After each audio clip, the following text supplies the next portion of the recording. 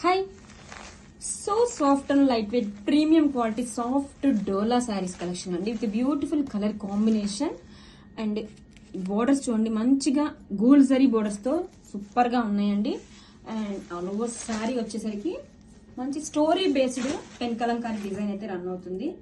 Colour combination చూడండి, favourite violet combination తో super గా ఉంది.